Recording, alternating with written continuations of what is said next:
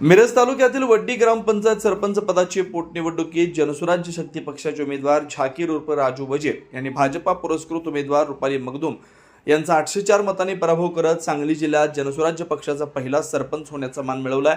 वड्डी ग्रामपंचायतीच्या सरपंच पदावर यापूर्वी कुमारी यशोधरा राजे शिंदे निवडून आल्या होत्या। त्यांच्या राजीनाम्यानंतर पोटनिवडणूक जाहीर झाली होती। या निवडणुकीत झाकीर उर्फ राजू वजीर यांनी जनसुराज्य शक्ती पक्षाकडून तर रुपाली मगदूम यांनी भाजपा पुरस्कृत असा उमेदवारी अर्ज दाखल केला होता। दोन्ही उमेदवारांनी प्रचार जोरदार केला होता, त्यामुळे ही निवडणूक चुरशीन होणारे स्पष्ट झालं होतं। मात्र निकाल एकतर्फी लागला। राजू वजीर यांना 1867 मतं पडली तर रुपाली मगदूम यांना 1010 मतं मिळाली। यावेळी सर्व ग्रामस्थांची वजीर यांचं स्वागत केलं तर हॉटेल जय हिंदचे सर्वेसर्वा आरिफ काझी आणि सरफराज दरवंदार यांनी त्यांना शुभेच्छा दिल्या। N24 मराठी न्यूजसाठी मिरजहून प्रतिनिधी मुस्तफा मुल्ला। जनतेने मला लोकनिधी सरपंच म्हणून निवडून दिले।